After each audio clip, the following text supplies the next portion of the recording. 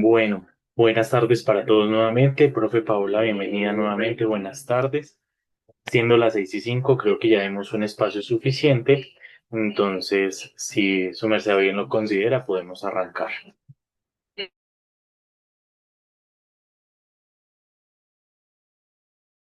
Hola, profe. Claro que sí. Buenas tardes, chicos, para todos. Qué pena con ustedes que a veces como que abro varias pantallas y no sé cómo ubicar. Listo. Muy bien, chicos. Entonces, en este orden de ideas, como ya nos encontramos la mayoría acá, quiero pues que me regalen, vamos a hacer una retroalimentación corta de que vimos la clase anterior, pues ya para continuar sobre lo que nos corresponde dentro de esta materia. Entonces, los escucho.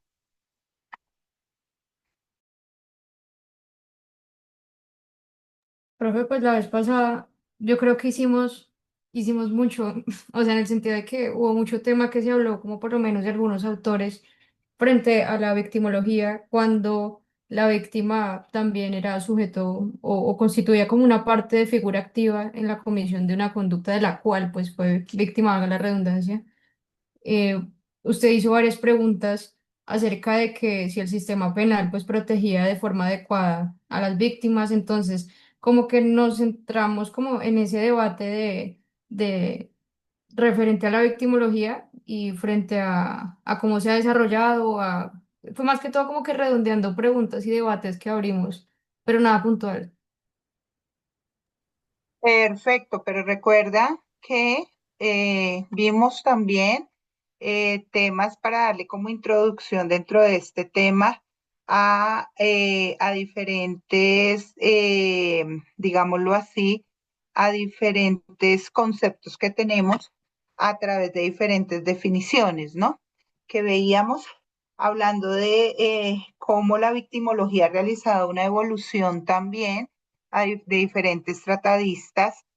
Hablábamos, por ejemplo, de Benjamin Mendelssohn, que nos habla ya de desarrollo de una tipología de víctimas, su grado de culpabilidad o participación en el hecho, donde nos dice que la víctima complementa complementariamente inocente, desde la víctima inocente hasta esa víctima más culpable que el propio agresor. O sea, cómo empezábamos a mirar esos temas.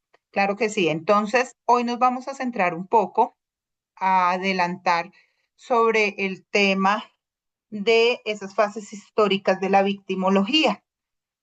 Pero antes a mí me gusta preguntarles mucho a ustedes, ¿sí? Y creo que estas 2 semanas en el tiempo, esperen, yo abro acá, sí, sí, me estoy viendo, sí. Creo que estas 2 semanas que dejamos de vernos, o semanas larguitas, pues han pasado muchas cosas que yo quisiera también saber. Ustedes como yo siempre digo, el futuro de Colombia en estos temas, ¿cómo analizan ustedes las situaciones que se han presentado en casos concretos como, primero, el secuestro no hablemos de secuestro, ahí les di la respuesta, listo. Las situaciones que hemos visto con respecto a la tropa, con la instrumentalización de la población civil, donde han quedado retenidos. Ustedes han escuchado hablar de que primero fueron 34 por el lado del Guaviare y este fin de semana tuvimos 45 soldados, pero para un total de 72. Y asimismo quiero escucharlos, que lo analicemos desde el punto de vista del derecho penal y de la victimología y a dónde vamos a llegar, que es el tema de las penas alternativas, bueno, todo lo que está pasando, independientemente, pues con esos hechos sucedidos de rociar gasolina y también incinerar o generar también unas lesiones hacia miembros de la fuerza pública. Quiero escucharlos a ustedes ese tema de esa retención, cómo la ven a la luz del derecho penal, ¿cierto? Pero cómo la ven también, o sea, cómo consideran ustedes que podemos abordarla dentro de esta materia. Y el segundo aspecto que me parece clave acá es lo que pasó, que no es medianamente, deja de ser importante por tratarse de miembros de la fuerza pública, sino esas situaciones también de, pues, que estamos quemando o que se están presentando en el marco del conflicto también, situaciones em, de quemar las personas vivas, ¿no? Que eso es lo que tenemos. Entonces, quiero escuchar.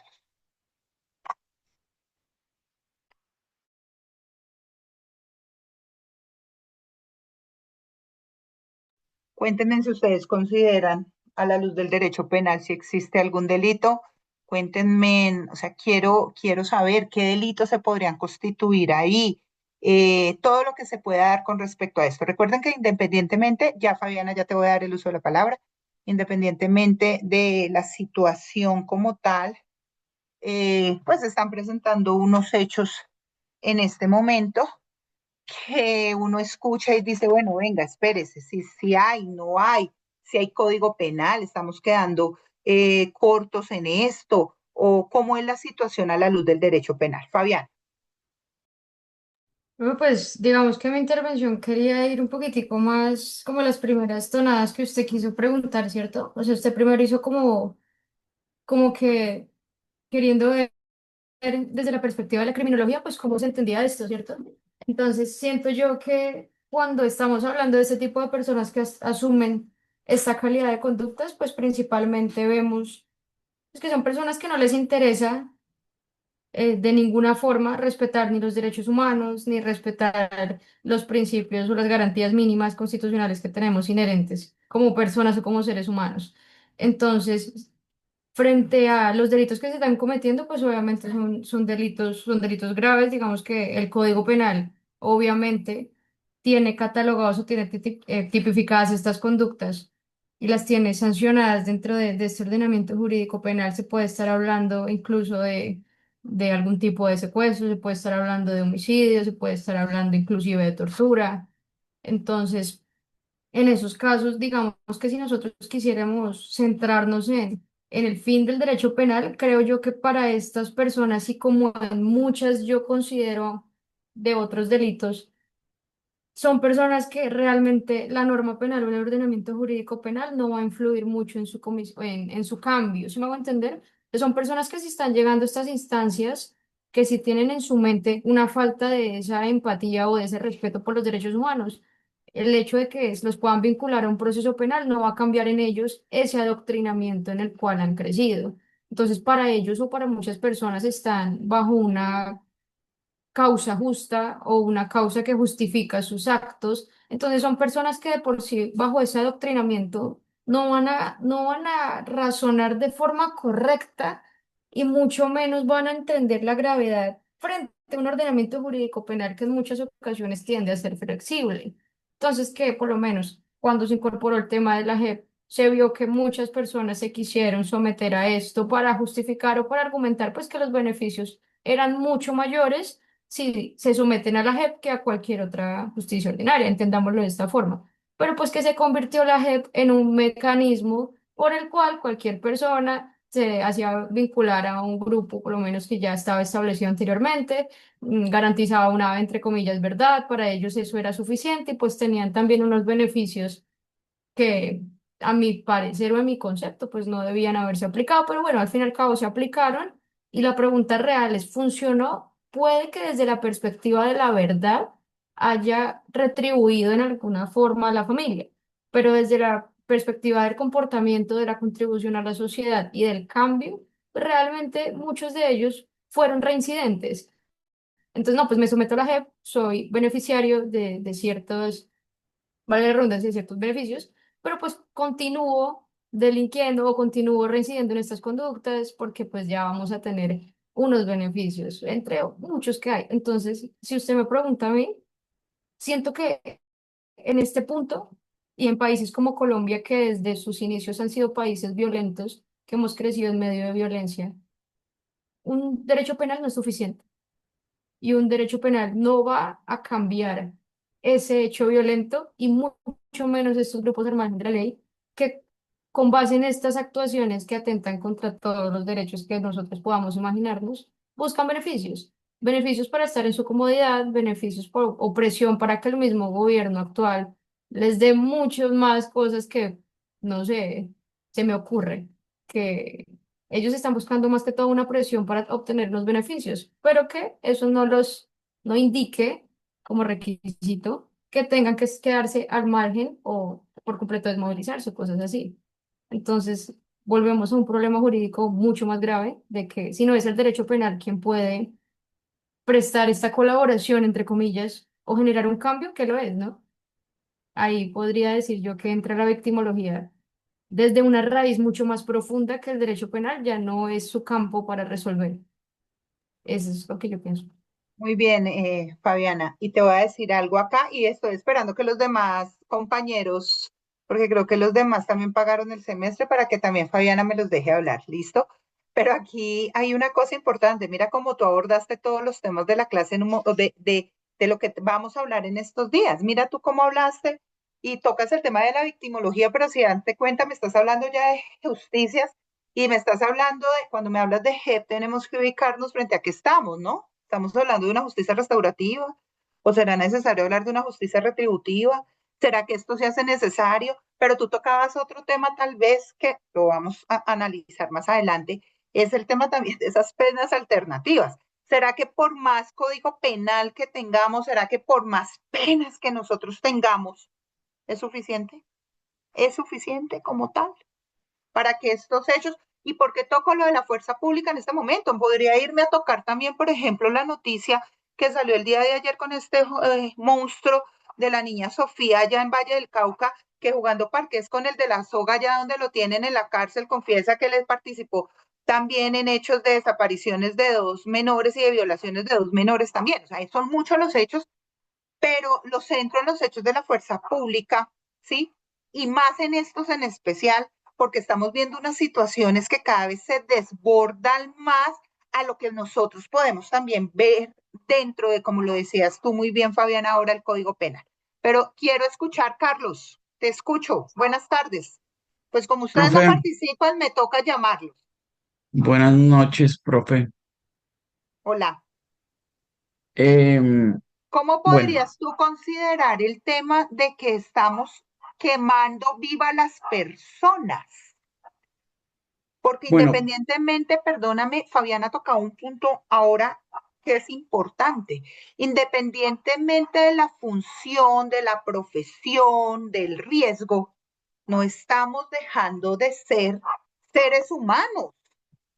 ¿O es que donde dice que usted por ser militar o por ser soldado o por ser policía deja como tal, entonces usted tiene que aceptar que hayan hechos también contra su dignidad humana, ¿no? Entonces, ese es el punto que quiero y que lo miremos a la luz del derecho penal y que lo miremos a la luz de la victimología, de lo que hemos visto dentro de esa evolución también. Entonces, Carlos, quiero que me ayudes ahí con eso, porque la verdad no sé cómo, o sea, si a mí hoy me dijeran, ayúdenme a solucionar este embrollo, quedo igual como terminó Fabiana. ¿Qué hacemos? O sea, ¿qué es suficiente? O sea, ¿cómo sería la solución de? ¿Sí? ¿O cómo ves tú esa perspectiva de lo que está sucediendo? bueno, profe, desde la óptica del derecho penal, obviamente, o no, obviamente, sino analizando desde la ley 599/2000, el hecho de privar de la locomoción a una persona, independientemente que sea policía, militar, civil, lo que sea, pues es un delito de secuestro. En el mismo sentido, atentar contra la vida de una persona, sea a través de generar unas lesiones por el influjo o por la acción de unas sustancias, en este caso inflamables, pues precisamente es un homicidio en la modalidad de tentativa, en el caso pues que afortunadamente creo que los militares no alcanzaron a fallecer. Entonces, ahí sería el delito de secuestro en un caso y en otro caso el delito de homicidio tentado, artículos 104 y 103 del Código Penal. Ahora, desde la victimología, pues precisamente hay que mirar es el contexto en que se producen estas acciones.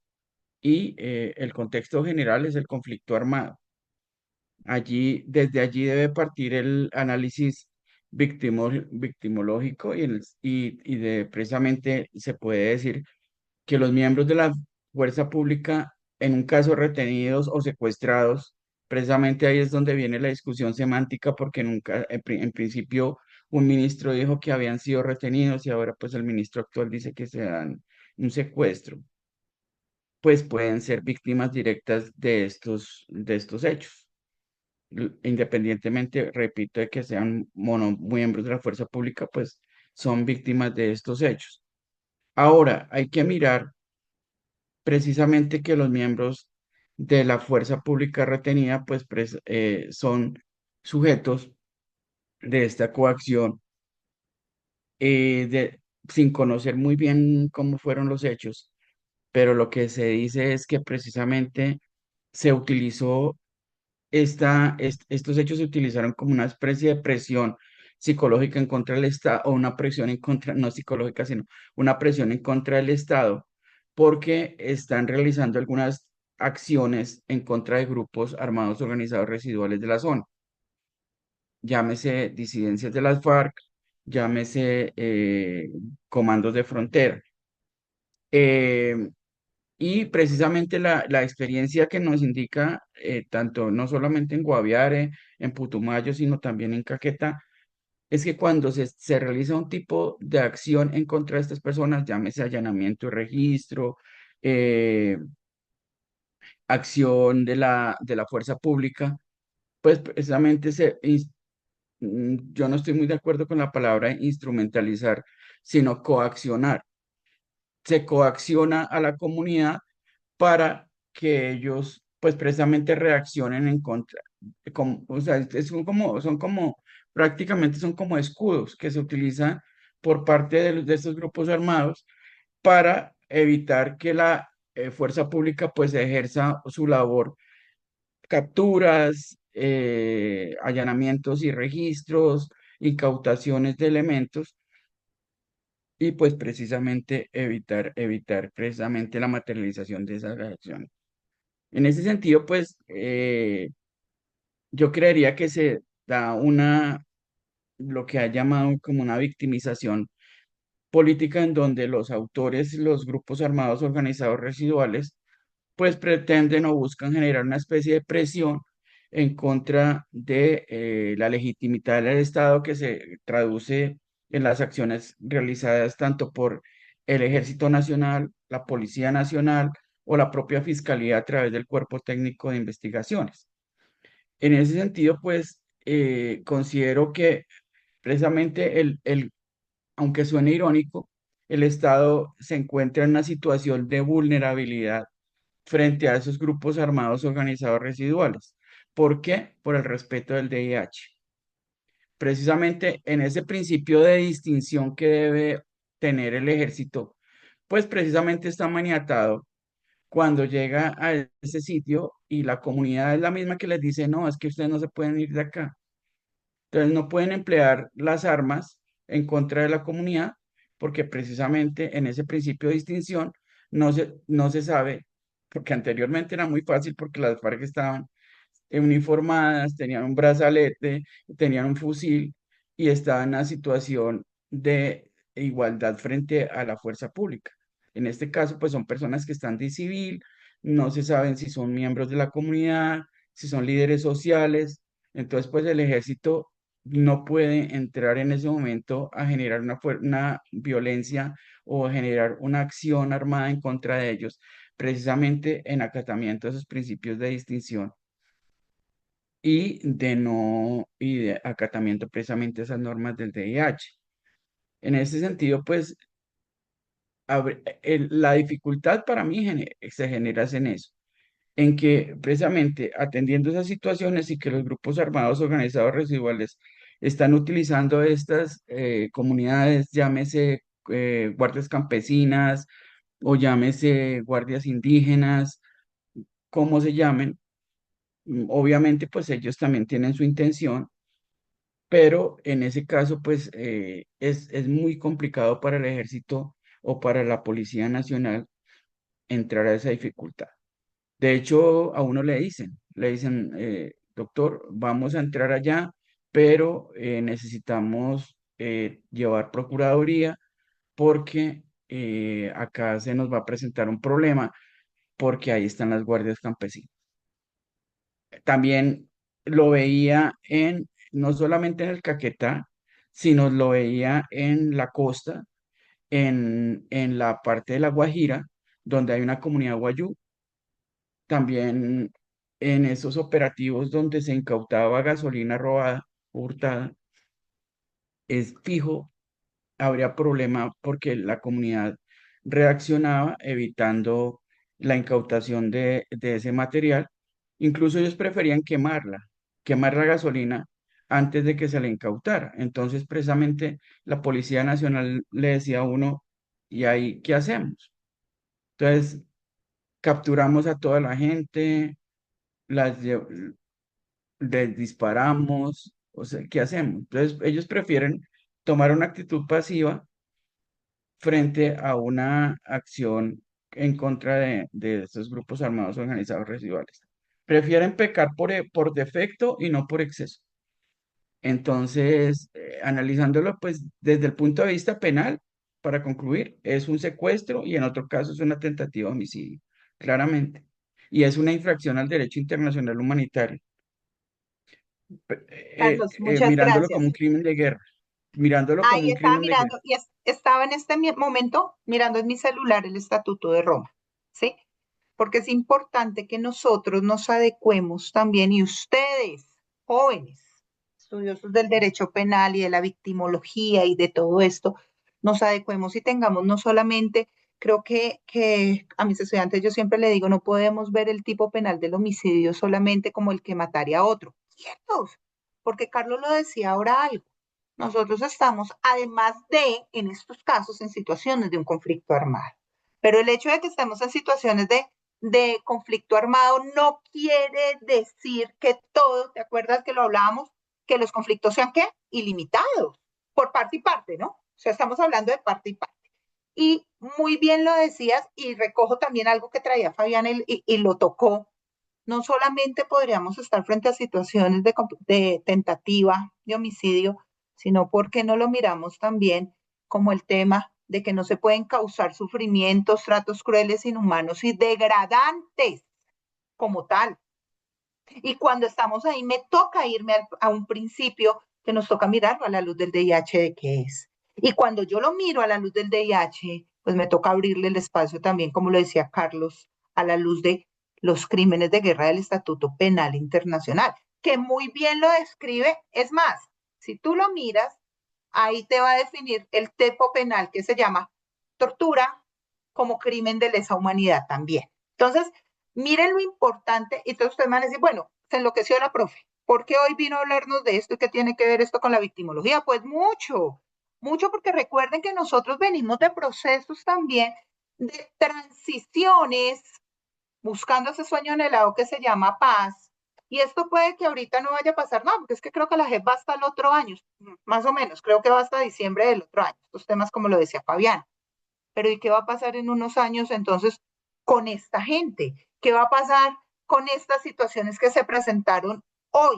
¿O ya borrón y cuenta nueva? ¿O qué eso hacia allá es que tenemos que mirar? Y eso es lo que yo los invito a ustedes que siempre lo hagamos de una manera que prospectiva, porque todo va a ser cambiante y yo no me puedo quedar con lo que tengo acá, ¿sí? Porque tengo que mirar esos ambientes, tengo que mirar todas esas situaciones que se me están presentando a la luz de qué quiero alcanzar dentro de la justicia, ¿cierto? ¿Qué quiero alcanzar con la víctima y qué quiero alcanzar con el victimario? ¿A dónde quiero llegar para alcanzar el fin de ese derecho penal? Que para nosotros lo tenemos contemplado dentro de nuestro Código Penal colombiano, claro. Pero recuerden que también tenemos unos cumplimientos internacionales y que sea, yo siempre lo digo, sean afectación, sean cualquier grupo armado organizado, debe cumplirlos, porque no están exceptos de cumplirlos. Es que yo no lo aplico porque es que como yo no soy tan bueno, entonces yo no soy legal, entonces yo no lo cumplo. No, ojo con eso. Y ahí es donde se pone en jaque también nuestro sistema penal.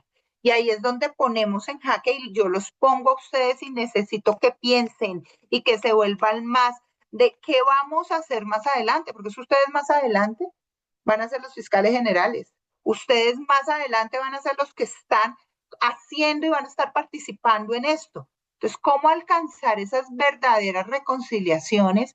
¿Cómo alcanzar esa verdadera justicia, justicia, justicia como tal? Más allá que lo hagamos a 8 años, pero hay una situación donde hay una afectación. Pero ¿qué pasa también a la luz? Y muy bien lo decía Fabiana, esto no es coger y te vas 40 años a la cárcel, o te vas 20 años a la cárcel, o te vas 8 años a la cárcel. ¿Será que es que el fin de la pena la estamos cumpliendo? Entonces, les dejo eso para que continuemos con nuestra clase el día de hoy. Muchísimas gracias, Carlos y Fabiana, por las intervenciones. Bueno, entonces aquí vamos a continuar. Regálenme 2 segunditos. Acá, listo. Vamos a hablar acá un poco dentro de esto que veníamos hablando anteriormente de lo que era la víctima, ¿no? O de la tipología de las víctimas. Espérenme a ver si me escuché. De la tipología de las víctimas. Y cuando hablo dentro del tema de la tipología de la víctima, pues tenemos que ver que esa tipología es en sí una clasificación que busca comprender características, condiciones y circunstancias de las personas que sufren un delito o una vulneración de sus derechos, ¿cierto? ¿Y esto qué nos va a permitir? Esta categorización le permite a la victimología analizar factores que influyan en la victimización, y ahí es donde entramos todos, porque lo que buscamos cuando yo detecto algo, cuando ya sé cuáles son los factores, cuando ya observo, cuando ya tengo el problema acá situado, pues me va a permitir también un diseño de políticas para el tema de atención, prevención y también de reparación. Y según esta tipología de las víctimas, pues vamos a encontrar la tipología de víctimas según la participación en el hecho. Entonces, creo que la clase pasada por allá con alguno de los autores, nosotros hablábamos de esa víctima inocente o primaria. ¿Cuál es esa víctima inocente o primaria, chicos? Pues aquella que no tuvo participación en el hecho, es ajena al delito, ¿sí? No tuvo participación en el hecho, así se considera como tal. Entonces, estamos hablando de una clasificación de acuerdo a la participación en el hecho. Tenemos también una víctima provocadora, así se tiene también dentro de las diferentes, esto sale de los diferentes recorridos de las teorías que hemos tenido, que nos dice que por su comportamiento contribuye, aunque esto no sea justificante, a la acción delictiva, ¿cierto? Una víctima voluntaria, que es aquella que es consciente o que acepta de alguna manera el hecho. Y ahí quiero que ustedes me ayuden, por ejemplo, a dar un ejemplo sobre cuál sería una víctima voluntaria en cualquier escenario, consciente o que acepta de alguna manera el hecho. ¿Cuál podrían ustedes o qué ejemplo se les viene a la cabeza cuando yo les hablo de una víctima voluntaria? Pues no sé si podría ser el caso de una niña de menor de 14 años que tiene relaciones sexuales con su novio. Ella accede conscientemente e incluso quiere tener relación sexual, pero pues de la luz del derecho penal es una víctima, porque pues dentro de nuestro ordenamiento penal está permitido tener relaciones sexuales luego de 14 años.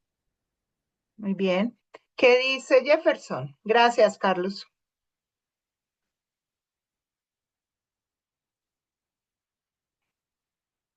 O Ricardo, o Diana. Buenas noches, profe, Hola, Diana. compañeros. No sé si aplique, por ejemplo, en los casos donde es un accidente, cuando una persona se pone en condiciones de riesgo, sabiendo que puede llegar a tener un accidente, tipo en en su desempeño, por ejemplo, no sé, se me ocurre en un carro y voluntariamente acepta ese riesgo y puede salir víctima de algún tipo de lesión o una situación dependiendo del contexto de su trabajo. No sé si Mm, aplicaría. no es claro, no es claro. O sea, dame más claro el ejemplo y a ver, porque no me queda claro.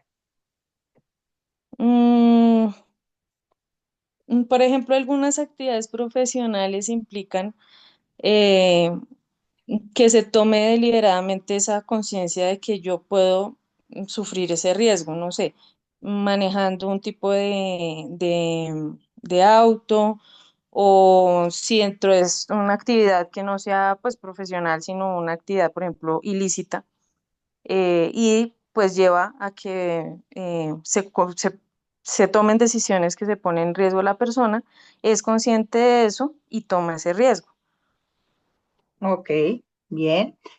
Tenemos otro que también muy bien por los ejemplos y tenemos un ejemplo que es muy casero. Ustedes han visto casos de situaciones de violencia intrafamiliar, por ejemplo, donde la misma víctima, hablemos hombres y mujeres, porque recuerden que aquí ya no estamos diciendo que solamente pobrecitas las mujeres vamos a ser víctimas de violencia intrafamiliar, por ejemplo, sino también hemos visto casos por los hombres, pero también lo acepta, es consciente y lo acepta. Y cuando usted habla con esa víctima, digámoslo así, ¿qué le dice a usted? Le dice, es que mi esposo o mi esposa me pega todos los días o me pega cada vez que queda borracho, pero porque es que él me ha dicho o ella me ha dicho, no sé, que los viernes tengo que estar acá a las 6 y yo llego a las 6:10. ¿Sí? Yo sé que pues no está bien, pero pues yo he sido, yo es yo, así como el cuento.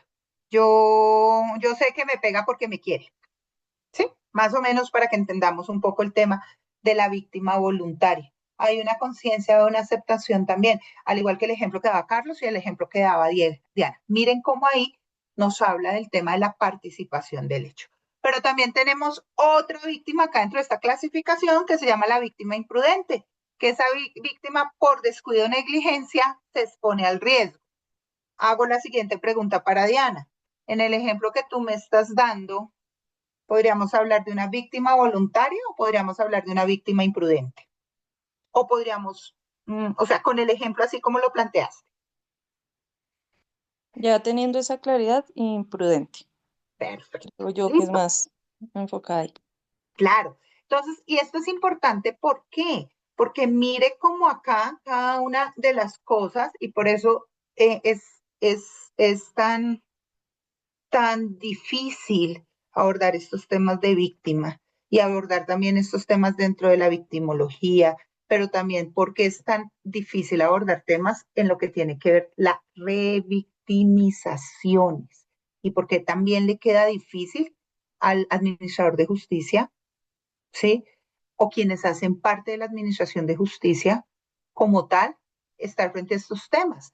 Porque uno a veces escucha decir, y ustedes, no sé si les ha pasado, que uno escucha, es que ella sabía, es que ella, pues es que varias veces ella lo sabía, ella vino acá y quitaba la denuncia, decía que ya no, que se iba a portar bien, eh, pero al otro lado dice, no, pero es que la parte de la imprudencia, entonces se nos vuelve un tema como tal que se hace necesario que podamos entender bajo estas definiciones como tal, frente a qué estamos. Porque esto nos va a ayudar mucho, ¿sí? A esa construcción de políticas también, porque no todo es lo mismo. Mire el caso que dio Carlos, donde yo me podría parar a decirle, venga, Carlos, pues que uno a los 14 años, la ley dice que no, claro, lo dice la ley, pero es que a los 14 años usted sabe que ya una China y que la parte social sí, pero entonces espérese un momentico, porque además de la ley, pues entrarán acá mis compañeros psicólogos desde su punto de vista y su especialidad, su experticia, ayudarnos como también a salir de todo este embrollo. ¿Listo? Tenemos también dentro de esta clasificación a lo que conocemos como la víctima agresora, ¿cierto? Donde primero es victimaria y luego resulta víctima. Ejemplo, muchachos, ¿cuál sería? Una víctima agresora. Primero es victimaria y luego resulta víctima. Pues yo Bueno, creería que es como, perdón, siga, siga. hágale, no, no, bien pueda. A ver, a ver. Vamos primero al que no hemos escuchado. Es que no me levantan la mano y quedo loca, espérenme. ¿Quién habló? ¿Jefferson? ¿Hablaste? Ricardo, Hola, Ricardo, dímelo. Y después hola. Carlos,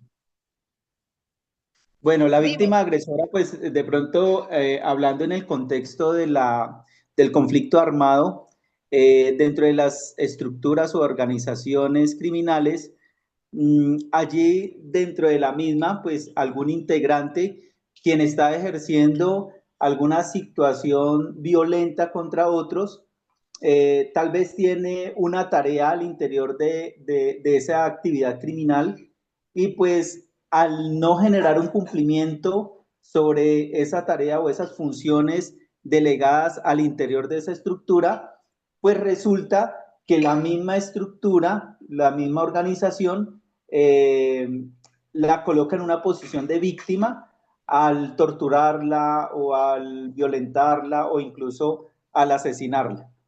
Entonces, pues Perfecto. ese sería de pronto uno de los Un ejemplos. ejemplo. Muy bien. Carlos, otro ejemplo.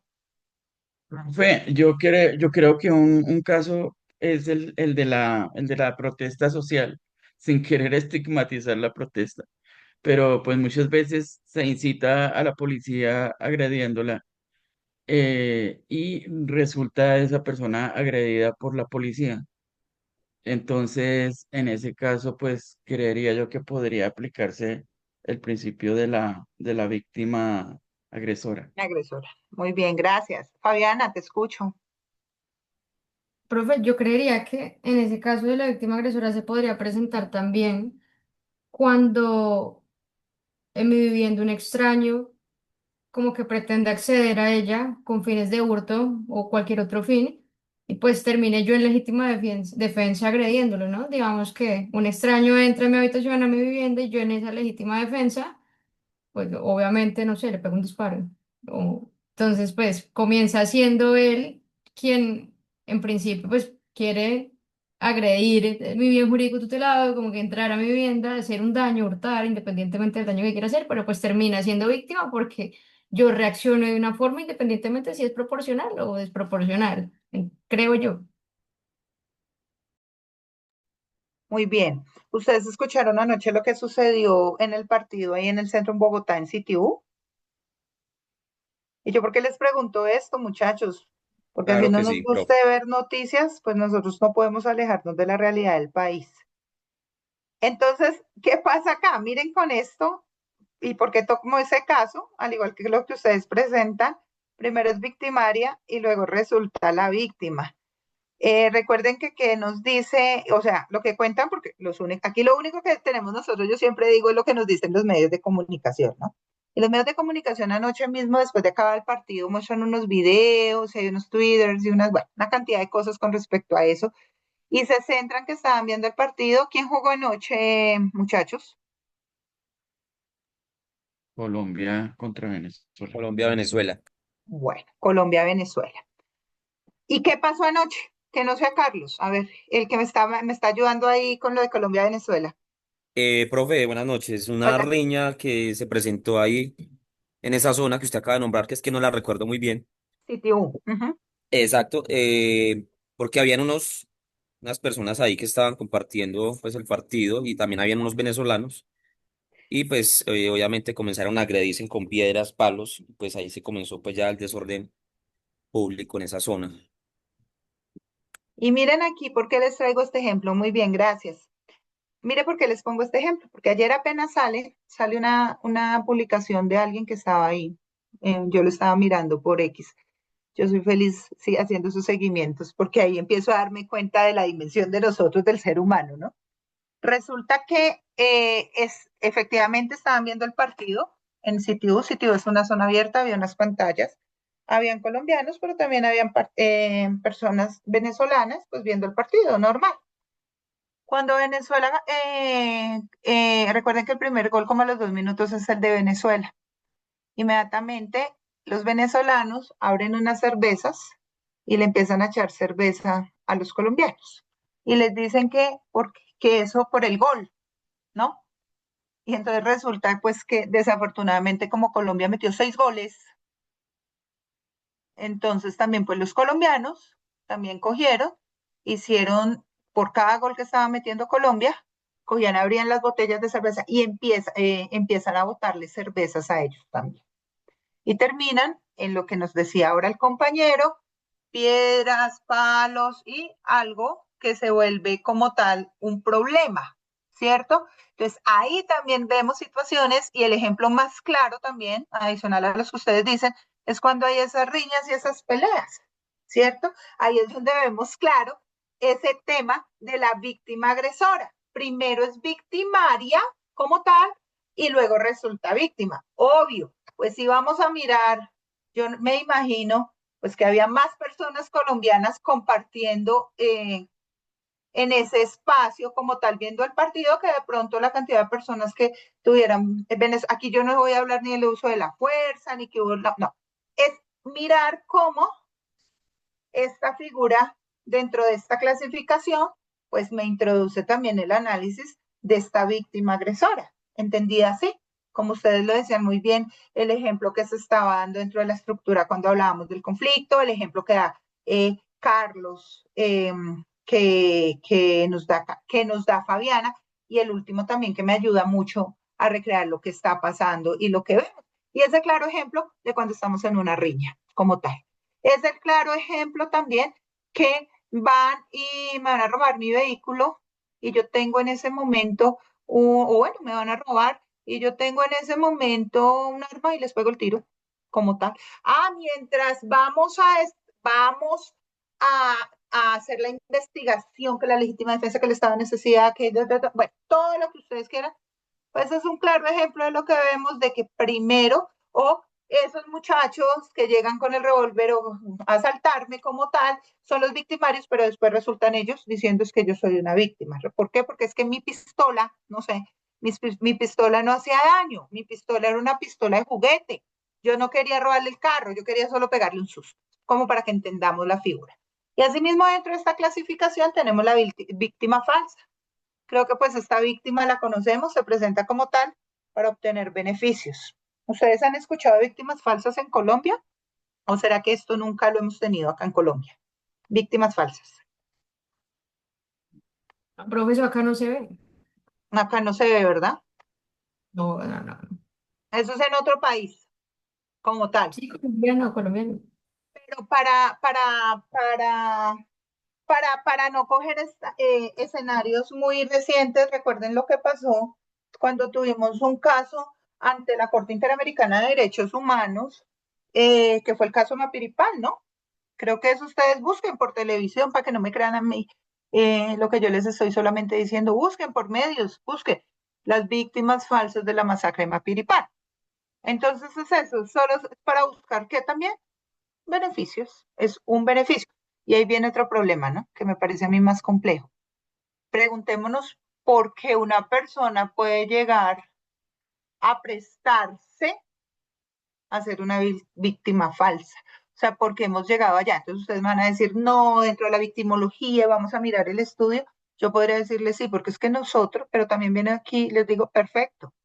Y sale mi psicólogo, pasa mucho en los delitos sexuales, así es. Pero venimos acá, pero yo también vendría y podría decir, usan a los hijos para hacer daño a los padres, también. Pero yo podría decirles también aquí una cosa, ¿sabe por qué también sucede? Porque nosotros dentro de nuestro sistema de justicia, ¿sí? Y lo hablo en general porque recuerden que nosotros también, la fuerza pública, las fuerzas militares, también tenemos entidades como tal a nivel disciplinario, a nivel penal. O sea, aquí no es unos otros. A nivel del sistema de justicia, pues estamos presentando fallas. Y esas fallas son las que le permiten, y como muy bien lo dice la Corte Interamericana en el caso de la masacre de Mapiripán, cuando el Estado va y le dice, venga, es que aquí nosotros reparamos y resulta que no son tantas víctimas porque acá hay unas víctimas falsas, que dice, por ejemplo, la Corte Interamericana, y ustedes lo pueden ver, la Corte Interamericana se devuelve y le dice, recuerden como tal que yo no soy una cuarta instancia. Recuerden que yo actúo dentro de un principio de subsidiariedad. Recuerden que cuando llegaron acá, usted Estado tuvo la oportunidad de haber investigado y haberse dado cuenta usted mismo que no eran 100, 200 ni 300, sino que eran 50. Pero usted no lo hizo. Entonces no me venga a mí a decir acá, como tal, que la culpa es mía o que haga una revisión de la sentencia. Entonces, tengamos en cuenta estas situaciones como tal frente a la clasificación también que tenemos sobre este tema. Otra clasificación que tenemos dentro de este tema, tenemos la relación con el victimario. Víctima desconocida, ya sabemos que no existe ninguna relación previa con el agresor. Creo que ahí no nos vamos a detener mucho. Víctima conocida, existe un vínculo familiar, laboral, escolar o afectivo. Y nos habla aquí de otra, la víctima cautiva, ¿sí? Como su nombre lo dice, cautiva, cautiverio, se encuentra bajo dominio directo del victimario. Y aquí, por ejemplo, la vamos a encontrar en casos como secuestro, en el caso de la trata, de todo lo que vemos con respecto a delitos sexuales también, por ejemplo, lo vemos también en lo que conocemos como trata de personas. Entonces, miren también acá cómo pues, tenemos que mirar cómo es la relación que tiene esa víctima o dentro de la victimología, pues nos lleva a que miremos también este tipo de clasificaciones. Tenemos también una víctima. Recuerde que esto también tenemos que verlo y ustedes también por todo lo que ustedes están haciendo. Pero esto nos ayuda como tal o nos enseña que podamos mirar desde diferentes aspectos para buscar ese diseño y construcción de planes, eh, de políticas, del entender que no todas las víctimas son lo mismo, ¿sí? De que no todos los actores van a ser los mismos, que no todos los victimarios son los mismos, eh, que no todas las víctimas, como lo veíamos ahora, son voluntarias o son víctimas provocadoras. Estas son las cosas que pues nos toca o les toca a ustedes, mis queridos maestrandos, darse a la tarea de seguir investigando, porque aquí va muy relacionado también y me ayudan mis amigos psicólogos en este tema, por eso es que nosotros cuando generemos defensa no podemos hacerlo solos, ¿sí? Y más en estos, en cualquiera, viendo solamente el tipo penal, sino que también les toca trabajar con equipos interdisciplinarios, donde la parte de la psicología nos apoya muchísimo, porque la dimensión del ser humano, pienso que además de ser muy compleja, todos los días termina siendo desconocida. Y sobre eso es que tenemos que trabajar y sobre eso es que nos toca también centrar la victimología. ¿Listo? Vamos a mirar también otra clase que según la afectación, hablamos de una víctima directa, que es la que sabemos, es aquella que sufre de manera inmediata el daño físico, psicológico, moral o patrimonial. Ahí no hay duda, ¿verdad? Una víctima indirecta, familiares o allegados que padecen consecuencias sobre el hecho, ¿sí? La víctima, y pues tenemos también víctimas a nivel, víctimas colectivas, un grupo social, comunidad o pueblos afectados, por ejemplo, por situaciones como desplazamiento forzado, afectados también por situaciones de atentados terroristas, afectados también por toma de a la toma de pueblos, ahora que hablamos también en el marco del conflicto armado. Entonces ahí también vemos una clasificación de acuerdo a la afectación. Según el tiempo, también encontramos víctimas primarias que son afectadas en el momento inicial del hecho. Tenemos unas víctimas secundarias que son aquellas que sufren vulneraciones a raíz de la respuesta institucional, social y judicial. Ahí es donde hablamos del tema de la revictimización dentro de los procesos penales. Y tenemos víctimas terciarias, que y que podríamos decir cuál es la víctima terciaria. Pienso que, no digo que las anteriores no sean importantes, pero pienso que aquí y nunca vemos y nunca analizamos esa víctima terciaria, y esa víctima terciaria se llama la sociedad en general, que es la que se ve afectada por el delito y el miedo como tal que la situación pueda generar. ¿Y a qué voy con este tema de las víctimas terciarias? Los que vivimos, por ejemplo, en Bogotá, ¿sí? No sé aquí cuántos viven ahorita mismo en Bogotá. Jason, ¿tú vives en Bogotá? Es que Jason no lo he Hola, profe, sí, escuchado. señora. Listo. Yo te voy a hacer una pregunta. ¿Tú te sientes afectado en algo por temas de seguridad aquí en Bogotá o no? Sí, sí, sí, profe, sí, totalmente. Creo que a diario se ¿Cierto? siente la inseguridad. ¿Cierto? Y uno puede decir, démosle gracias a Dios, porque todos los que estamos aquí, si estamos aquí, es porque Dios nos permitió llegar aquí y estar Si estamos en nuestros lugares de trabajo, vamos a volver sanos y salvos a nuestras casas, y los que ya estamos en nuestras casas, llegamos sanos y salvos. Pero todos los días estamos sintiendo, o sea, nosotros somos unas víctimas terciarias, porque todos los días estamos sintiendo un miedo de que esos hechos que se están volviendo generalizados, digamos así, ¿sí? Algún día me va a pasar a mí. Uno sale aquí y uno dice, uno coge su carro y uno dice, Dios mío, por Dios, que no me vayan a robar, que no me vayan a atracar.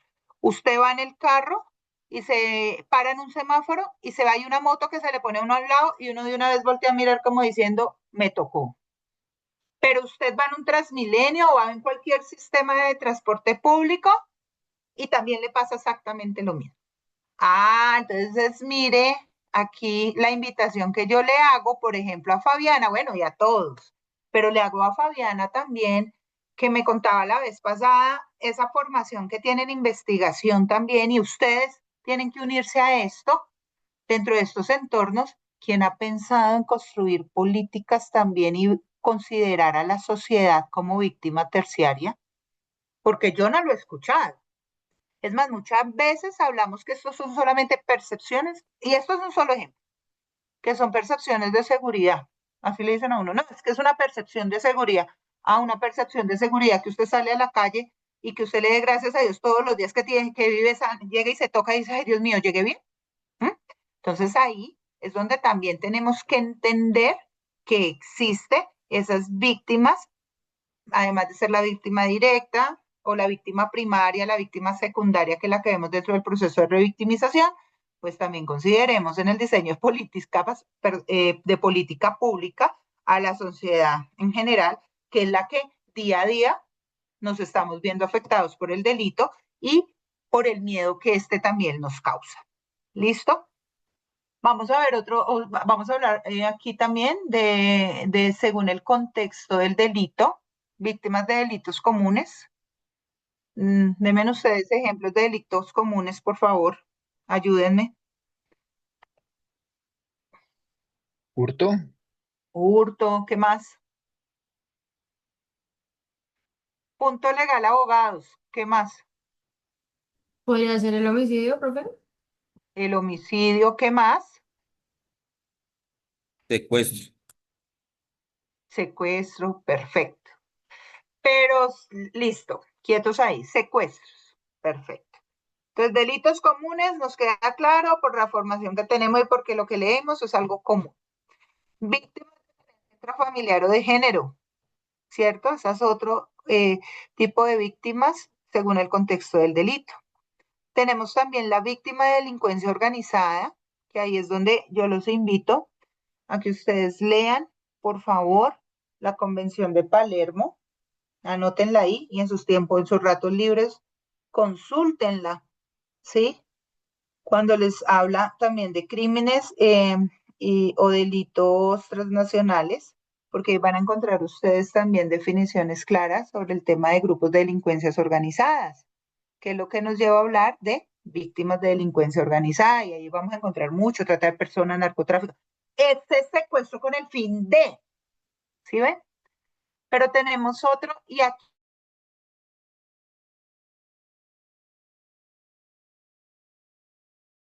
porque vamos a hablar de la víctima de masivas dentro de derechos humanos. Entonces vuelvo y juego, ustedes van a decir, ay, pero venga, la profe, porque hoy se nos vino todo, empezó la clase hablando de la fuerza pública y de esto y llega a las víctimas y porque aquí nos va en este momento a pedirles el favor que abran la ley 1448 del año 2011. Por favor, ayúdenme ahí, ¿sí? Ustedes van a decirse, hoy, mejor dicho, la profe le hizo daño Bogotá hoy. No, no. Es para que entendamos, ¿cierto?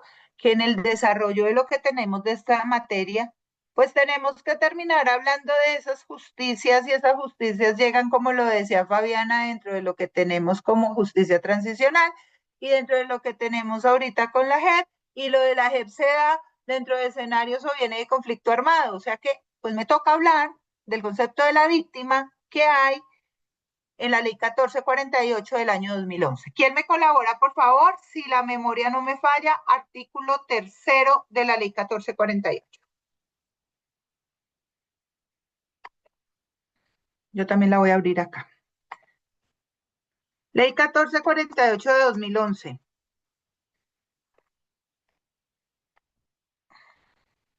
Víctimas.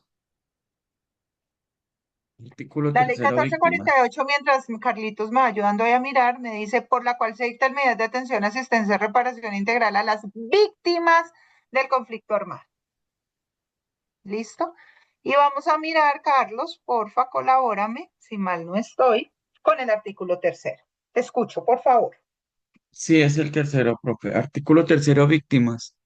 Se consideran víctimas para los efectos de esta ley aquellas personas que individual o colectivamente hayan sufrido un daño a sus derechos por hechos ocurridos a partir del 1 de enero de 1985, incluyendo aquellas que se encuentran en el exterior, independientemente de su estatus migratorio en el país donde habita, si goza o no de medidas de protección internacional, refugio o asilo, como consecuencia de infracciones al derecho internacional humanitario o de violaciones a las normas internacionales de derechos humanos o en los eventos de delitos contra los recursos naturales y del medio ambiente ocurridas con ocasión del conflicto armado interno.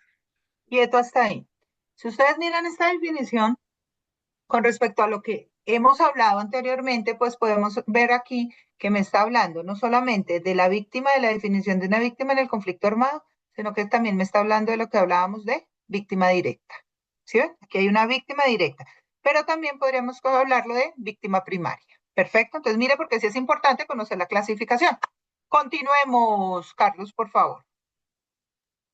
Sigue. También son víctimas el cónyuge, compañero o compañera permanente, parientes, perdón, parejas Parejas. del mismo sexo y familiar en primer grado de consanguinidad de crianza o de crianza primero civil de la víctima directa en el momento de los hechos y cuando a éste se le hubiera dado muerte, estuviera desaparecida, hubiese sido secuestrada o hubiese sufrido un daño como consecuencia de crímenes de lesa humanidad y graves infracciones al derecho internacional humanitario o al derecho internacional de los derechos humanos. A falta de estas, los serán los que se encuentran en el segundo grado de consanguinidad. Quieto ahí.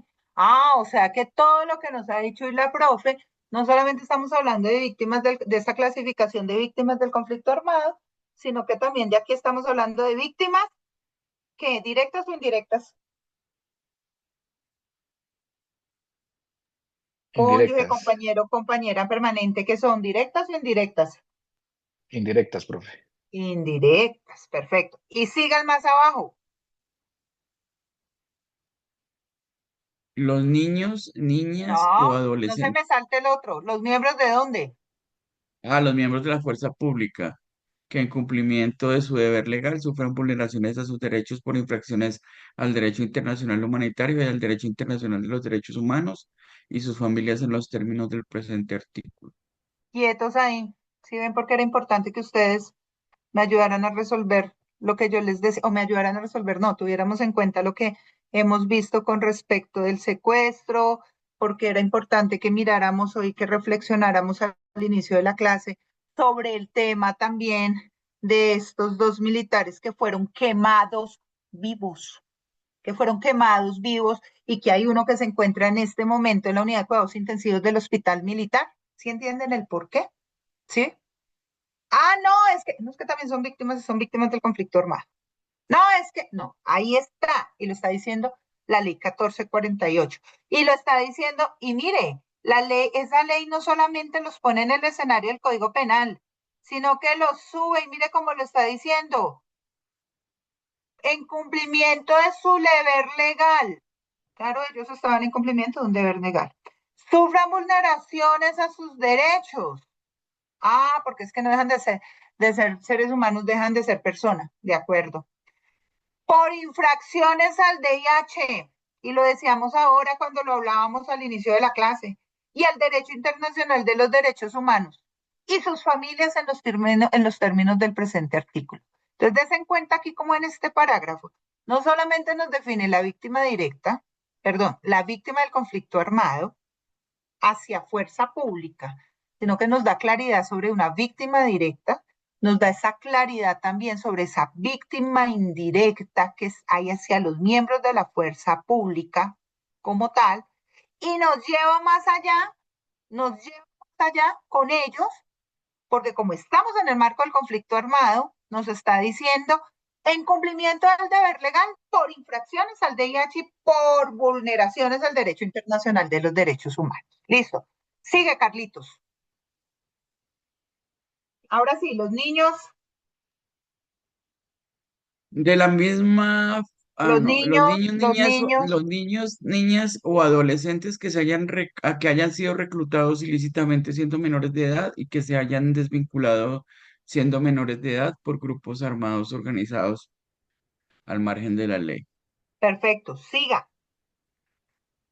De la misma forma, se consideran víctimas las personas que hayan sufrido un daño al intervenir para asistir a la víctima en peligro o para prevenir la victimización. Ay, ojo, mira, aquí nos hablan ya de prevenir la victimización. O sea que si nos están hablando de prevención de victimización, es porque la misma ley 1448 o allá los cacaos que la hicieron en su momento saben que existen situaciones de revictimización. ¿Sí ven? Listo. Sigue, que ya creo que nos queda el último párrafo.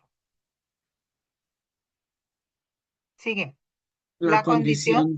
La condición de víctima se adquiere con independencia de que se individualice, aprenda, procese o condene al autor de la conducta punible y de la relación familiar que pueda existir entre el autor y la víctima. Perfecto, ahí lo dejamos porque el otro ya es un parágrafo que los invito a que lo lean y lo conozcan, que tienen que ver con el tema de la reparación para miembros de la fuerza pública. Eso es otra cosa y esta clase, digamos, no va hacia allá. En este momento lo veremos más adelante.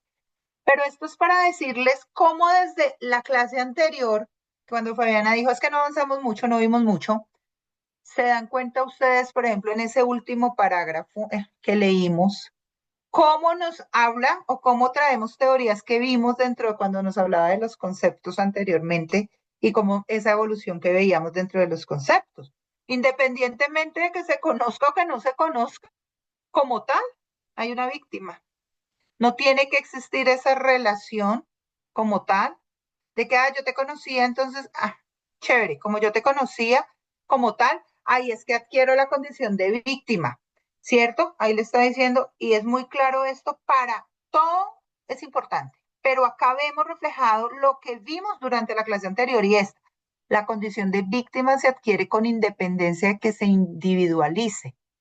Aprenda, aprenda, como sé que están mirando la ley, recuerde que esta es una aprehensión con H, ¿no? De aprender, de tomar, de coger. Procese o condene al autor de la conducta punible y de la relación familiar que pueda existir entre el autor y la víctima. ¿Ok?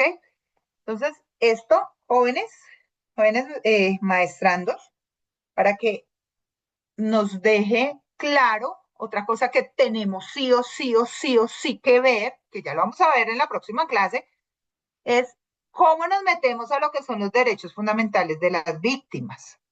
¿Sí? Recuerden que acá estamos evolucionando, yo les explicaba cómo íbamos a manejar para llegar al punto final durante estas 10 horas, de las cuales ya han pasado 2, ¿cierto? Derechos fundamentales de las víctimas, que es fácil y todos lo sabemos, ¿sí o no? ¿Verdad? Justicia, reparación y garantía de no repetición, pero sobre eso lo vamos a hablar más adelante. Quiero terminar acá para cerrar ya esta parte, digámoslo así, de victimología, ¿sí? Para decirles a ustedes o que tengan en cuenta unas fases dentro de esa misma evolución. Ya la clase anterior habíamos visto los diferentes tratadistas frente al concepto. Hoy estamos viendo esa clasificación, esa tipología dentro de las víctimas que no tiene un porqué, o sea, que no es, porque no, hay un porqué de las cosas, de que ustedes entiendan también por qué yo inicié con esa pregunta. Y les voy a decir una cosa, miren, me acaban de enviar algo acá, porque recuerden que la disponibilidad de nosotros también es 24/7. Mire lo que me dicen acá, me dicen lo siguiente. El país debe defender a sus fuerzas militares. No pueden seguir siendo tratadas como si no tuvieran derechos. En este intento de asonada en zona rural de Puerto Garzón, Putumayo, el ejército reacciona para evitar otro secuestro. La autoridad se respeta. Entonces, y esto acaba de pasar aquí mientras nosotros estamos en clase en este momento, como tal, está pasando o acaba de pasar en el Putumayo. Otro tema de qué? De temas de asonadas, que da como resultado el secuestro de la tropa. Entonces, desen cuenta como tal, entonces ustedes más adelante me van a decir, pero es que esos ya no son víctimas, ¿no? No son víctimas. ¿Quién dice que no son víctimas? Es que la misma ley 1448 lo tenemos. Me dice Fabiana, profe, yo quisiera hacerle una pregunta. Claro, Fabiana, dale. Si Profe, no la pues, sabemos, la consultamos para la próxima clase. Dime. bueno, sí, es que el ánimo no es de pronto que se extra, como que nuevamente como quemarle tiempecito suyo, pero Tranquila. es que tengo una duda que, bueno, me surgió desde los primeros minutos que entramos a esta sesión. Hablábamos al inicio, pues, de todo el tema del conflicto armado, de derecho penal, de cómo estaba pasando, pues, en la mente de estas personas que incendiaban, bueno, en ese caso. Ujú. Y nosotros hablábamos de cuál sería el mecanismo idóneo como para contrarrestar y estábamos bajo esa perspectiva de que, bueno, si el derecho penal no es suficiente, entonces si no es la vía, ¿cuál es, cierto? Pero entonces llegamos a la conclusión, o no la conclusión, llegué yo y toqué una arista de que Colombia, pues, naturalmente es un país violento que muy posiblemente está acostumbrado a la violencia. Entonces normaliza la violencia y normaliza ser violento. Entonces decíamos nosotros, bueno, si el derecho penal no es la vía, porque ya sabemos que ante un país que se acostumbró a la violencia y a ciertas conductas, pues no las va a cambiar por una pena mayor o un desbordamiento del derecho penal, como lo decía Zaffaroni. Mi pregunta es, a su perspectiva, ya que su especialidad y su enfoque son los derechos humanos y el derecho internacional humanitario, y bajo el concepto o bajo el contexto de lo que está pasando en Nepal, que en Nepal se revolucionó, la gente atentó contra el Estado como única forma de salvaguardar sus garantías, obviamente también transgrediendo las de otros, pero ¿cree usted, bajo la teoría por lo menos también de Rousseau, bajo toda esta parte de la reconstrucción social, cree usted que un país como Colombia necesitaría más una reconstrucción social desde esas bases, como asimilando o asemejando los comportamientos de países como en su momento, como ahorita Nepal o en su momento fue Afganistán o fue Haití, que tuvieron que acudir a un desbordamiento de poder o a una imposición de poder para controlar estos grupos al margen de la ley? O sea, en Colombia se dice que está ahorita principalmente estos grupos al margen de la ley, pues con mucho poder, pues precisamente porque no está en manos del Estado. O sea, si el poder no está en manos del Estado, pues está en manos de los grupos al margen de la ley. ¿Será que hace falta una imposición mucho más efectiva y real que recupere ese poder en manos del gobierno y podría muchas veces, la forma como Nepal lo hizo, ser un medio idóneo para alcanzar ese equilibrio a su concepto bajo el derecho Mira, internacional Fabiana, humano? te voy a decir algo. Aquí hay que entender una cosa, ¿no? Eh, y te lo voy a hablar bajo el concepto del Estado integral, ¿no? Quiero tocártelo ahí. Mañana nos podemos levantar y nos pueden decir, fuerzas militares, policía, cumplan cada uno con su deber constitucional, ¿cierto? Porque para eso ustedes tienen el monopolio legítimo de las armas de fuego y realicen la recuperación. Puede pasar, ¿sí me entiendes? O sea, mañana se levantó esto y dice, mejor dicho, acaben y vamos a salir. Pero si no existe, recuerda que va primero ese tema digámoslo así, lo pongo en palabras para que ustedes me entiendan, ¿no? Donde yo lo ponga en palabras mías, quedan más perdidos ustedes. Pero viene un tema que se llama la consolidación, que es la respuesta que debe dar el Estado integralmente. Y que nos hemos dado cuenta como tal, que si lo vemos a la luz de lo que ha pasado en Colombia, no hoy ni ayer, sino desde siempre, podríamos decir lo que ha sido fallido. ¿Y por qué hablo que ha sido fallido, Fabiana? Porque resulta que yo te puedo recuperar ahorita qué región del país. Hablemos de, bueno, de susceptibilidades. Inventémonos un departamento. Departamento de, no sé, de Quasimodo, en el sur del país. ¿Mm? El departamento de Quasimodo, donde tenemos grupos armados, donde tenemos narcotráfico. Llegó ese poder, como tú lo hablas, se lo entrega al no, porque es que lo tenemos. Es que constitucionalmente está. Y hacemos una recuperación, ¿cierto? Pero ¿qué pasa con ese concepto del Estado integral? Si no entra el Estado como tal a consolidar, que es la otra parte. Recuerda que después de la recuperación, ¿qué viene? La consolidación. ¿Y qué hago yo si allá en Quasimodo o en ese país que se llama Quasimodo, ¿sí? Llegan y no van a llegar puestos de salud. O si llegan los puestos de salud, no van a llegar los médicos. Y si no hay carreteras, pero si adicionalmente, como tal, puede que exista la carretera, pero el campesino como tal no tiene cómo sacar el producto. O si no obligamos a las grandes empresas a que le compren al campesino, así sea por tema de responsabilidad social, bueno, no sé cómo lo quiera manejar, pero si adicionalmente no tenemos niños porque han tenido que salir desplazados y yo no le doy esa garantía para que puedan volver, claro, y ellos pueden volver, vuelva que, acuérdate que yo estoy hablando de consolidación. Yo aquí ya no tengo nada que ver, Fuerza Pública ya no tiene nada que ver, yo ya le entrego su cuasimodo listo, ¿cierto? Te aseguro que si no actuamos bajo el concepto del Estado integral, y ese Estado integral no es solamente, Fabiana, lo que hacemos a través de la acción digámoslo así, de esas políticas públicas en obras, porque ahí es donde tenemos que entrar a conocer también nuestras comunidades. ¿Y por qué hablo que esa reconstrucción de tejido social tenemos que hacerlo también entendiendo esto en y como Estado integral? Porque es que resulta que las comunidades indígenas del norte de Quasimodo son muy diferentes a las que tenemos en el sur de Quasimodo. Lo que para allá arriba puede ser normal, para aquí abajo puede que no lo sea. Para lo que la comunidad, no sé, hablemos de otro, resulta que en el norte del país, Quasimodo, se cultiva papa, en el sur no se va a cultivar papa. Entonces, date cuenta que no solamente, y esto es algo que yo siempre lo uso, digo, qué rico que todo quedara en manos de acá y vamos a hacerlo como lo hemos visto muchos, claro, pero vienen políticas también muy fuertes y de entrar a mirar también ese tema de cómo vamos a lograr vuelvo a decirle, yo ya le recuperé, señora presidenta Fabiana, ahí se lo entrego, le entrego a Quasimodo con los buenos, ¿listo?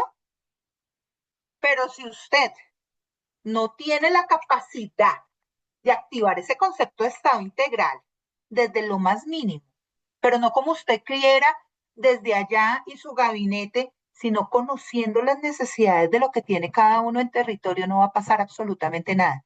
En 10 años vamos a estar peor. Y en 10 años esa misma comunidad que hoy nosotros creímos que hicimos mucho, ¿sí? Que mi presidenta Fabiana y nosotros hicimos mucho, se nos va a devolver y nos va a decir, nosotros creímos una vez en ustedes, pero nos fallaron. En cambio están llegando otros a decirnos que es más fácil volver a sembrar, porque es que nosotros sabemos algo. En este país que se llama Quasimodo, si nosotros no eliminamos, desaparecemos o extinguimos la producción, ojo, la siembra y la producción del narcotráfico en ese país, esto no se va a acabar. Mira, mira hasta dónde se empieza a mirar todo este concepto. ¿Sí me entiendes? Y yo me puedo parar todos los días y usted nombre, cuando usted va a ser presidenta, me nombra ministra de la Defensa. Y yo al otro día le limpio el problema desde la seguridad. Y se lo arreglo desde la convivencia ciudadana. Pero ¿y qué pasa con el Estado integral? ¿Y qué pasa con esas heridas de la reconstrucción? Que aquí quiero tocar un tema importante para darle respuesta y a mí me da pena siempre con ustedes porque soy yo la que me les paso de la clase. Pero aquí yo les quiero decir algo con todo mi amor. Hacer política pública desde Bogotá es good. Es bueno, chévere. ¿Cuántas veces nos hemos sentado realmente con las víctimas? Pero ojo con lo que estoy diciendo. A decirle a la víctima, venga, ¿usted cómo podría ayudarme a mí? Entonces usted me va a decir, pero es que son muchas víctimas. Pues si usted quiere solucionar el problema, esto no es como las órdenes que nos dan de allá para allá. Esto es un trabajo que tenemos que generar. Y yo tengo que irme para las comunidades afro y sentarme con ellos. Todos, ojo acá, porque este es un tema que todos tenemos que ceder, porque ese es el otro punto, ¿no, Fabiana? Yo no puedo llegar solamente a pensar que es que yo lo que voy a negociar es solamente para yo ganar, para yo ganar. Bueno, ¿qué necesita usted? Y entonces yo estoy con las comunidades afrodescendientes, no sé, del sur de Quasimodo, pero también yo no puedo pensar que solamente con lo que ellos me están diciendo yo puedo construir política pública. porque es que resulta que yo también tengo afrodescendientes con un bracito que se llaman raizales por allá en una isla al norte de Quasimodo. Entonces me tengo que ir a sentar con ellos a decirles cuál es el berraco, qué es lo que pasa acá. Yo no me siento colombiano. ¿Por qué no me se siente colombiano? Por esto, perdón, quasimodiano. Por esto, por esto, por esto, por esto, por esto. Cuando nosotros logremos entender y llegar al fondo de decirle a esa víctima del delito, miren, es que es hasta el delito común. Ayúdenos a construir la política, porque no ve que es que yo siempre lo he dicho,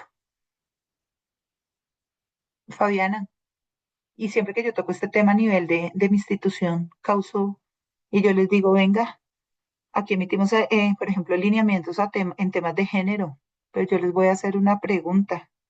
¿Cuándo alguno de ustedes se sentó a preguntarnos a nosotras las mujeres si tal uniforme que usamos es cómodo para nosotras? Ustedes lo hicieron pensando que era cómodo para nosotras, pero lo hicieron los hombres. En la mejor oportunidad de hacer, y te estoy cogiendo algo casero, algo de nosotros, ¿sí? Que somos 190.000 en el ejército, 190.000 hombres y mujeres. Y ellos no lo hicieron a mal, ellos lo hicieron como ellos creyeron que estaba bien. Pues resulta que es que el uniforme no lo ponemos somos nosotros. ¿Sí me entiendes? Entonces, cierro eso diciéndote, uno, Estado integral. Colombia no es un país que nosotros podamos compararlo con ningún país ni con un conflicto armado, porque somos especiales. Somos tan especiales que aquí juegan unos marcos jurídicos que no solamente son el DIH y los derechos humanos, quienes estuvieron en clase conmigo eh, anteriormente, y Carlos, yo se los decía, aquí nosotros tenemos una cosa que se llama la complementariedad o la convergencia de los marcos jurídicos. Por eso si uno ve operaciones que van en DIH, pero me llega en ese momento el tema de la zonada. Y ahí es donde yo no puedo hacer este uso legítimo que tengo que hacerlo por DIH, sino que me toca decir, espérese. Entonces, uno, el tema de la presencia del Estado. La recuperación, claro, importantísima. Mi presidenta me va a dar a mí para que yo le haga su recuperación. Pero si mi presidenta no tiene una articulación y no tiene una voluntad real, no para que salga allá y le entreguen premios y no para que le tomen fotos, sino si no existe una voluntad real de involucrarse con un Estado integral que supla unas necesidades básicas como tal, de que generen temas, por ejemplo, vamos a hacer el tema de sustitución de cultivos ilícitos, pero no como lo hemos visto. ¿Qué voy a sustituir? Te voy a sustituir, te voy a hacer que ya no coseches coca, sino que coseches banano. Entonces quita la coca, perfecto. Ah, pero es que deben existir unos estudios. ¿Cuánto vale la siembra? ¿Y cuánto a mi campesina? ¿Cuánto me dan solamente por salir todos los días? Y ni siquiera, recuerden algo, que eso ni siquiera se riega porque eso se riega solo. Pararme a mirar que el cultivo esté bien. ¿Cuánto? 100.000 pesos. Ay, ¿cuánto me da sembrar el banano? ¿Cuánto me da la cosecha? ¿Cuánto me da luchar con los pesticidas, estas cosas para que salga eso? Cuando yo lo pongo en un costo-beneficio, digo, por eso es que fracasan las políticas de sustitución, ¿sí? Porque no solamente sembrar el banano, ¿qué hay detrás? Y recuerda que cuando estamos hablando de situaciones ilícitas, como es el caso del negocio del narcotráfico, es mucho más fácil, porque ¿yo qué hago? Yo lo siembro, yo lo cuido, pero después llega otro y ¿qué? Se lo lleva y a mí me paga hasta ahí. Y no importa la carretera, no importa, sale como tal y pasa fronteras, si hablamos de fronteras porosas y canales y corredores de movilidad, y llega y salió, y me deja buena plática con el menor esfuerzo. Mientras que con el banano tengo un problema, Fabiana. Lo cultivé, yupi, ¿cuánto tiempo duro? Pero lo cogí en mis cajitas, ¿cierto? Y no hay carreteras para sacar lo que hago. No, tiene que sacarlo en burro. Y no tengo burro. Bueno, lo voy a sacar en burro. ¿Cuántas cargas me alcanzan en la mula para sacarlo por un camino, ni siquiera terciario, la trocha más trocha al poder llegar a pararme en la carretera a ver quién me lo compra? Y como viene otro tema de cultura de nosotros, ¿cierto? Yo voy a un almacén de cadena grande y un banano me lo cobran en 3.000 pesos y los pago. Pero cuando el campesino sale a venderme el banano a 500 pesos, ¿qué hacemos, Fabiana? Le pedimos rebaja, ¿sí o no? Entonces, ahí concentro de pronto para cerrar esto y decirles a ustedes, ¿qué es lo que, o sea, ayúdenme, ¿qué hacemos con este tema? ¿Sí? Porque si yo lo miro desde el punto de vista, ay, qué rico fuera, mandemos a la cárcel a todo el mundo. Ya, y vámonos todos para la cárcel.